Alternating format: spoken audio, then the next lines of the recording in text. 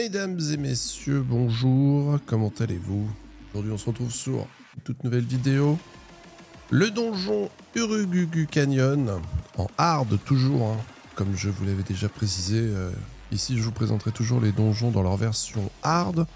C'est plus simple, on voit la totalité du donjon et en plus de ça, ça permet de voir la mécanique la plus dure sur le boss de fin, la petite subtilité de mécanique.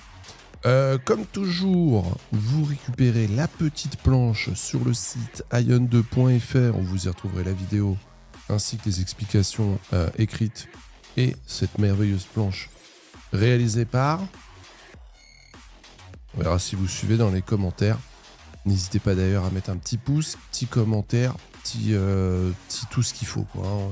Vous débrouillez, merci à vous. Ça fait plaisir. Qu'est-ce que je voulais dire? Cette musique est nulle. Voilà ce que je voulais dire. Pas terrible d'ailleurs. Du coup, le canyon du Urugugu, c'est un donjon, 2 étoiles. Rappelez-vous les premières vidéos, vous avez eu le droit à Dropnir et Krao. Plutôt Krao et Dropnir. Je vais vous les faire dans l'ordre qu'ils apparaissent dans le jeu. Donc c'est le premier donjon 2 étoiles. C'est un donjon sans grande difficulté. On n'a pas la mécanique de coureur, runner dans ce donjon, ou très très peu en réalité, parce que c'est assez linéaire. Il n'y a pas trop de subtilité sur ce donjon, de gain de temps. Les 2 premiers boss, comme vous pouvez voir sur le dessin en petit, sont assez proches. Ils sont vraiment côte à côte ici. Et c'est une grande balade dans des courants ascendants. Donc il y a juste à la fin une petite subtilité avant d'ouvrir la salle du boss. En fait, pour ouvrir la salle du boss, il faut débloquer la pierre de raise, la pierre de téléportation, et enclencher une cinématique. Skipper la cinématique. Souvent, il vaut mieux les skipper, parce que pendant que la cinématique est là, les mobs continuent à vous taper. Sachant qu'en allant à cette fameuse pierre, on aura gros tout un couloir de mobs. Donc généralement, on fait un peu comme on a fait dans Dropnir. Un coureur entre guillemets, une personne dans le groupe, vu qu'on sera tous ensemble, qui prend les mobs, un gars qui appuie sur le bouton, et à partir de là, on peut enclencher la salle du boss et y aller directement sans avoir, comme dans Dropnir, à taper les mobs. Au préalable, ça c'est après, c'est à la convenance des joueurs, hein. Si vous préférez taper les mobs, vous pouvez le faire. C'est juste une perte de temps. Premier boss, rien de difficile, il y a une mécanique de renvoi de dégâts. Quand le monstre devient jaune, il se met en position de garde, et ça c'est un renvoi de dégâts, un reflect mécanique qu'on voit très peu, pas souvent du moins, et à l'issue il fait une énorme AOE, donc vous pouvez la tanker en tant que tank avec le blocage et les autres classes qui ont du blocage évidemment, ou sinon vous sortez de l'AOE tout simplement. Alors, elle est assez grande, le pattern est annoncé bien en avance, donc ça laisse du temps. Deuxième boss, c'est un boss qui fait du poison, qui lance des petites fléchettes empoisonnées, des stacks de poison qui restent au sol, donc ça peut être compliqué. La gestion du combat peut être difficile si le combat dure un peu longtemps, la salle se remplit de poison, comme vous pouvez imaginer. Donc ce qui va être intéressant, c'est que le tank déplace le mob pour le sortir des zones de poison. Voilà, bon.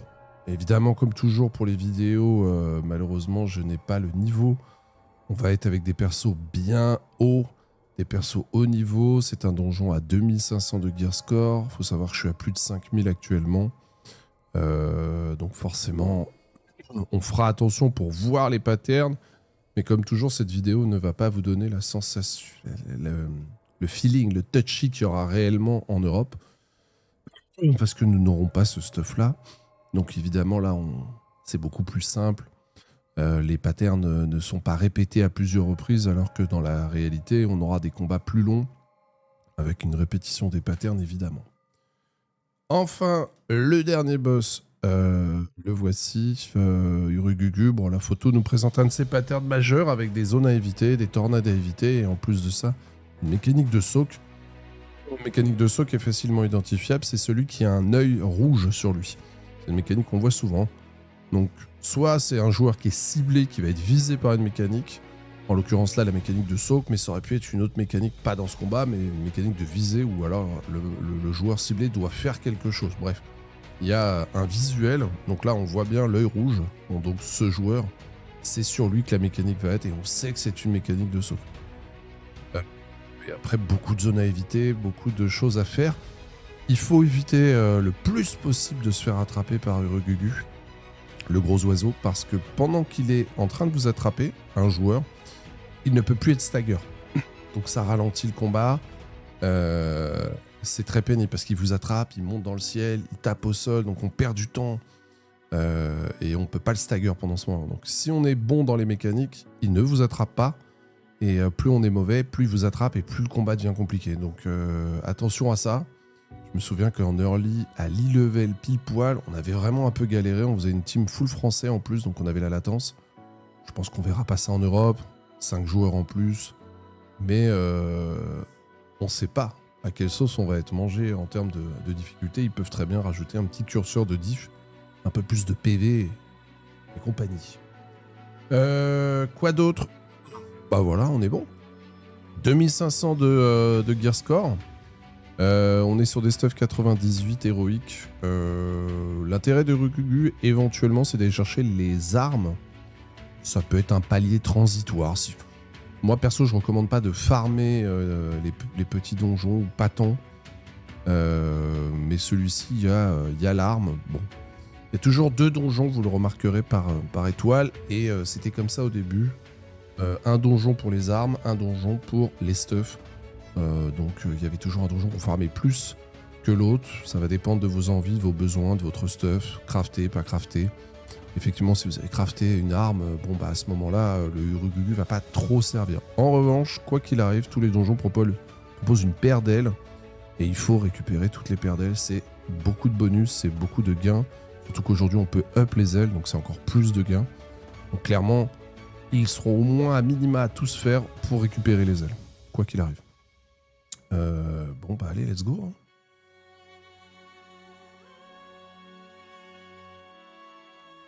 Comme toujours, hein, vidéo tirée de mon live Twitch. N'hésitez pas à venir hein, si vous avez des questions, ça fait plaisir. J'en vois quelques-uns, j'essaye de répondre d'ailleurs. C'est des petites questions, je ferai pas forcément des vidéos. Là, je vais vraiment vous donner tous les donjons en hard et les transcendances au niveau 4. Elles sont quasi toutes prêtes, sachez-le. Juste que je les édite, quoi, que je les monte, entre guillemets. La porte ouvre, le meilleur chemin reste de prendre le chemin de droite, comme je viens de le faire. Pourquoi ? Parce qu'en bas, vous avez une patrouille de mobs. Vous pouvez y aller, les agros, mais comme toujours, on veut éviter un maximum de fights parasites qui ne servent à rien, qui perdent du temps. Donc le mieux, c'est d'arriver ici et de sauter directement à Ra. Ensuite, dans cette salle-là, vous pouvez passer au milieu. Alors c'est très short, c'est très pixel, mais c'est possible. On peut éviter ces mobs et on peut éviter les mobs de droite si on passe vraiment au milieu. Il faut être pixel, mais ça se fait. Là, il y a eu une aggro. Ici, vous avez un TP tout de suite à droite. Je vais aller le prendre. Ne le prenez pas. Il n'y a pas besoin de le prendre. Honnêtement, c'est très rare qu'on le prenne. Là, je l'ai pris. Si vous le prenez, c'est pas une erreur, mais il n'y a pas d'obligation de le récupérer. Donc ensuite, là, tout de suite, on arrive ici. Première salle du boss qui est là. Donc généralement, si vous êtes à l'aise, rentrez dans la salle avec les aggros que vous avez eu et vous faites le boss plus les adds. Si vous êtes juste et que c'est voilà, vous êtes au level et bon, c'est compliqué, il vaut mieux s'arrêter ici, faire les mobs et faire le boss après. Donc ce mob, c'est la mécanique du renvoi de dégâts comme je vous ai dit. On va voir si on voit des mécaniques. Donc là, on voit qu'il y a une out, donc une mécanique autour de lui. Si vous pouvez bloquer, vous la bloquez. Si vous pouvez pas bloquer, vous dashez en arrière, vous l'évitez. Vous avez largement le temps, ça se fait. Et ensuite, on y retourne.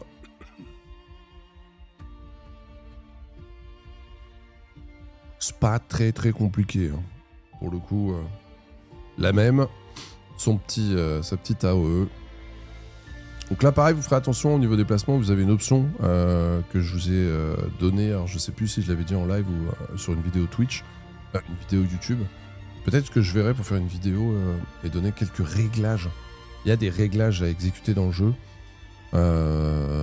Qui peuvent être intéressants sur quelques moves, déplacements, HUD, quelques trucs de confort de réglage. En l'occurrence, là, vous voyez, il y a le cercle, le demi-cercle bleu et le demi-cercle jaune. Les joueurs de Lost Ark connaissent, ça symbolise le back et le front. Et maintenant, c'est incorporé dans le jeu. Maintenant, on peut taper soit des dégâts de devant, soit des dégâts de derrière. Et ça, c'est pas une option qui est de base, je crois, dans le jeu, donc faut la paramétrer. Donc là, vous avez vu, j'ai papoté, il s'est mis en garde. On voit le mob est légèrement jaune. Désolé pour la qualité de la vidéo. Donc le mob est doré, il s'est mis en position de garde. Donc là, on évite de le taper parce que c'est un renvoi de dégâts, donc aucun intérêt de le taper. Donc soit vous vous barrez très loin, comme on est en train de faire, soit vous restez. Si vous avez un blocage, vous pouvez bloquer parce que c'est un pattern jaune, comme on peut voir. Donc si vous bloquez un pattern jaune, ça se passe très bien. Sinon, bah, vous vous mettez à la distance que vous venez de voir. Et tout se passe bien. Voilà. Là, on a vu la grosse mécanique du fight, plus les petites AOE comme il fait, là, voilà, c'est tout. Il n'y a pas d'autres difficultés. Il n'y a rien d'autre à savoir. On est rentré par la droite. Là, la salle que vous voyez, c'est là d'où on est rentré. Et de l'autre côté, il y a la sortie. Petite subtilité, on a toujours fait comme ça. Et je pense que c'est mieux. C'est de ressortir de la salle par là où vous rentrez. Ça évitera d'aggro des mobs. Ça a toujours été... Je pense que c'est le plus pratique. Donc là, il est mort. Hop. Et voilà, vous voyez, là-bas, c'était la suite logique. Et en fait, non. On ressort là d'où on vient. Parce que le deuxième boss, vous allez voir, il est juste là. Donc pareil, si vous avez aggro des mobs, vous les tuez avant d'entrer dans sa salle. Et d'aggro, si vous êtes à l'aise, vous prenez les monstres avec. Mais attention à bien agir pour pas mourir bêtement parce que vous avez pris des AD en plus. Hein. Donc lui, il est un petit peu plus technique. Celui-ci, c'est Monsieur Poison. Tiens, c'est marrant, le player... Bah tiens. Qu'est-ce que c'est pas ça, José? Ah bah super, d'habitude, je regarde le... Bah... Qu'est-ce que c'est pas ça, José?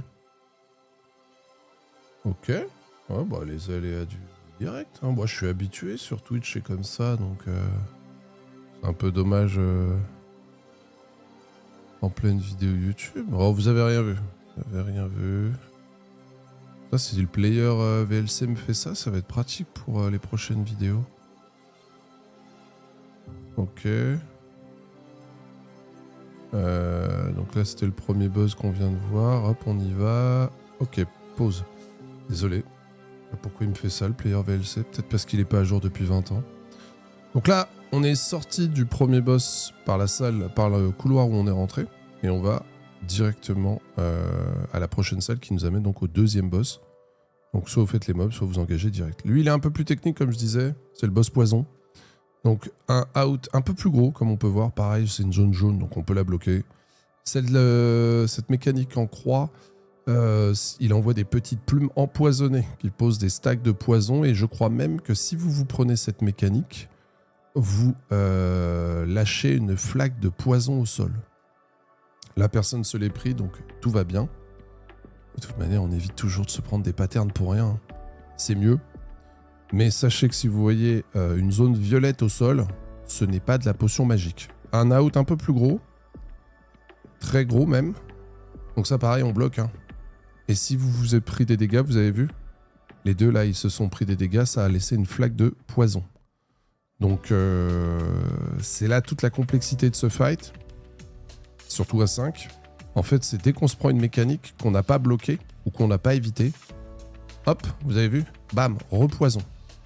Donc en fait, plus on fait entre guillemets des erreurs individuelles, plus on va avoir de poison au sol. Et les zones violettes, on reste pas dedans, ça fait extrêmement mal. Donc on l'a vu, hein, de gros out et une mécanique en croix à éviter. Et il faudra que le tank déplace le mob pour éviter que les joueurs restent dans la zone de poison, pour libérer le dos, surtout si les joueurs font du front, du back attack. Donc là, on a fini cette salle de deuxième boss, et là, cette fois-ci, on va vraiment prendre la sortie de la salle. On part pas de là d'où on vient, donc là, on était arrivé de là. Comme vous pouvez voir, bah là, c'est parfait, j'avais fait la petite pause sur la carte, comme ça, on voit bien. Hop, attendez, c'est de capter, hop. Ça, c'est compliqué, vu que la vidéo est longue. Ça, je vous remonte bien le parcours. Donc nous, on vient de gauche au début. Le donjon a commencé là. Tac, tac, tac, tac.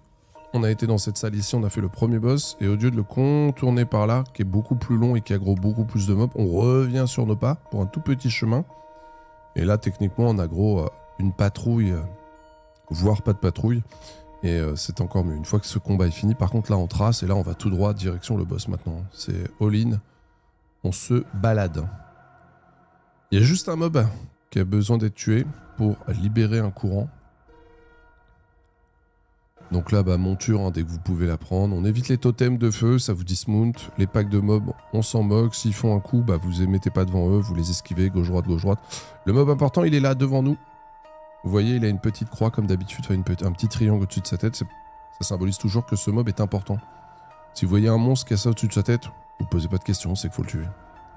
Ça permet d'ouvrir le courant ascendant que vous voyez là.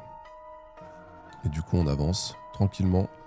Donc là, il y a des petites techniques qui permettent de gagner des quelques secondes dans les runs. Hein. Là, à ce moment précis, ici, vous sautez comme je suis en train de le faire.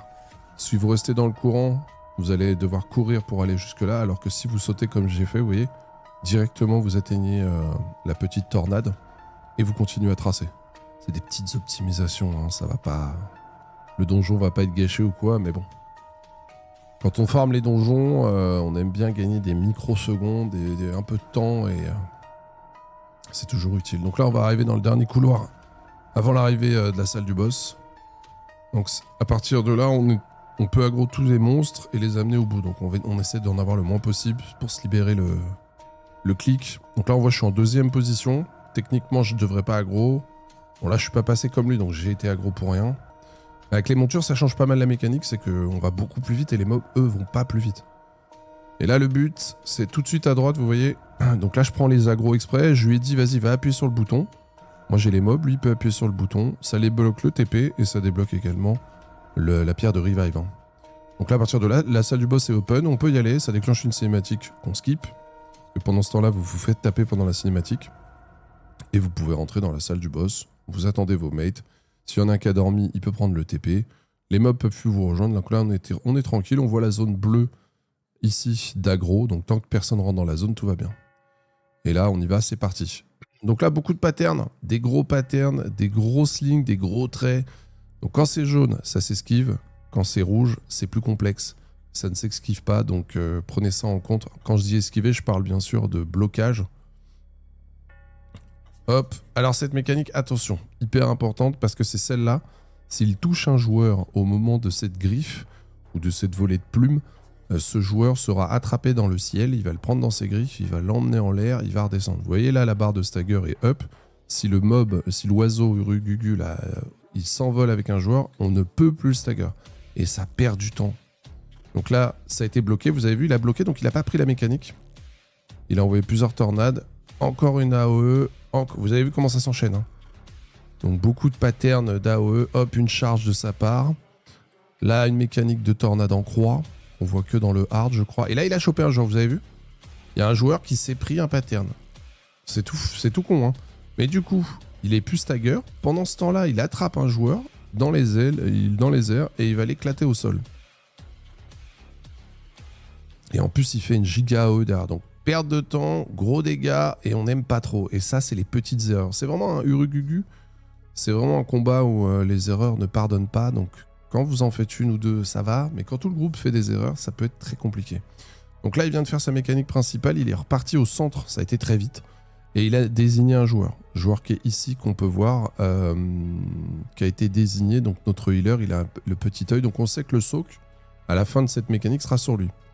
Pendant ce temps-là, il y a des croix. Des longs traits qui parcourent la salle avec des tornades. Donc il faut impérativement ne pas se les prendre parce que sinon vous vous êtes attrapé et vous êtes bloqué comme ceci, vous voyez. Là, il peut plus bouger. Donc soit il se libère parce qu'il a son spell qui le libère. Et ensuite le soak. Donc là, boum, on a le soak et la tornade en même temps. C'est pas de bol, mais bon, vaut mieux soaker. Le saut a été réalisé. La mécanique de tornade 2 fois d'affilée. Donc là, ça a été bloqué ou évité. Là, non, il y en a un qui se l'est pris, donc ça recommence. Mécanique de ligne droite. Là, il renchaîne. Il repart au milieu pour refaire la mécanique. Donc là, on va extrêmement vite. Encore une fois, les patterns, vous les voyez. On les voit, on comprend les patterns, mais la réalité, c'est qu'on devrait les revoir plusieurs fois. les mécaniques majeures où il retourne au milieu sont des mécaniques qui se font beaucoup plus lentement dans le combat, sauf quand vous avez énormément de DPS. Hein. Ce qui est notre cas. Pourtant, on fait attention, on tape pas. Mais malheureusement... Donc là, c'est la même mécanique. Un joueur désigné avec l'œil, mais cette fois-ci, la salle est entourée de tornades. Donc on ne peut plus sortir de la salle. Enfin, du moins, on ne peut pas se rapprocher des bordures extérieures. Et encore plus de tornades qui parcourent plus large. Donc vraiment, faut rester unis autour de Monsieur Œil. Parce qu'on sait qu'à la fin, il faut soak sur lui. Donc hop, voilà, là, on est tous ensemble. On reste collés. Il prend... Donc un soak, c'est pour faire une répartition des dégâts. Pour ceux qui ne connaissent pas les termes, peut-être qu'il y a des gens qui vont débuter. Il y a des mécaniques de soak. Donc en fait, on doit absorber les dégâts du joueur. On est tous ensemble dans une zone pour limiter la casse, pour limiter une AOE, pour limiter les dégâts que le joueur va prendre. Et des fois, à l'inverse, il y a une mécanique complètement opposée où le joueur a une grosse AOE et il doit s'écarter du raid. C'est l'inverse d'un soak, sinon il nous bute. Donc là, c'est vraiment un soak. Il y a les petites flèches jaunes qui le désignent. Il faut bien comprendre ces deux notions-là dans les MMO et en tout cas dans Ion 2. Donc là, j'ai bloqué, sinon il m'aurait attrapé.